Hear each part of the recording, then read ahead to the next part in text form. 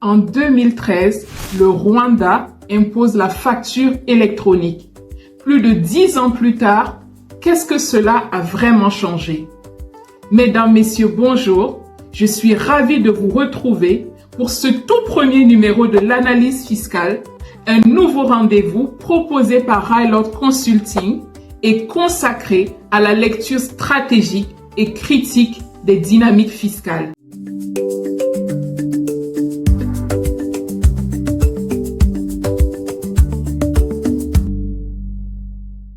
Mesdames, Messieurs, bonjour.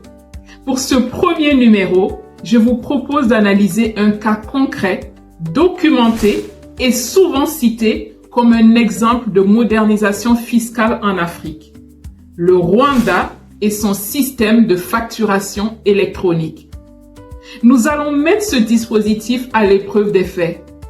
Depuis le début des années 2010, le Rwanda a engagé une transformation progressive de son administration fiscale, notamment à travers l'introduction des Electronic Billing Machines, puis du système de facturation électronique utilisé pour enregistrer les transactions soumises à la TVA. Sur le plan juridique, cette réforme n'a rien d'extraordinaire. Le taux de TVA est de 18% comme dans de nombreux pays. Les règles sont classiques: déclaration, paiement, remboursement des crédits de TVA.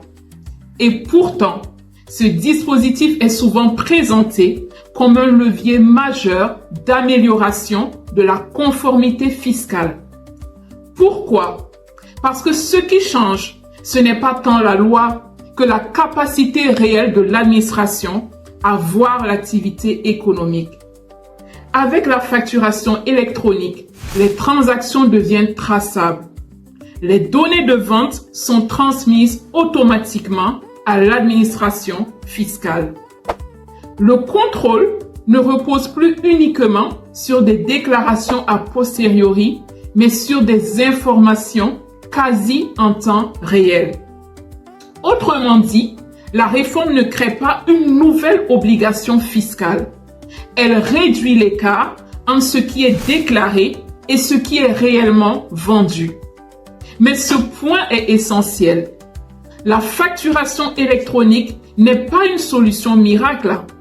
Elle fonctionne parce qu'elle s'inscrit dans un environnement plus large. Une administration fiscale progressivement renforcée, des investissements dans les systèmes d'information, une stratégie de formalisation de l'économie et surtout une volonté politique de faire de la mobilisation des recettes un enjeu de crédibilité de l'État. Et c'est là que l'analyse devient intéressante. Car dans d'autres pays, des outils similaires ont été introduits sans produire les mêmes effets. Et pourquoi? Parce que la technologie à elle seule ne suffit pas.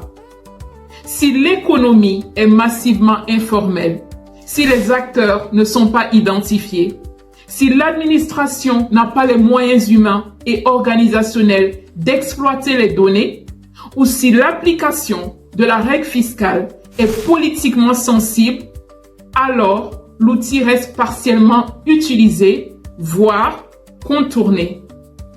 Ce que le cas rwandais nous montre, ce n'est donc pas simplement qu'une réforme technique peut améliorer la collecte de la TVA. Il nous montre surtout ce que révèle une réforme fiscale réussie.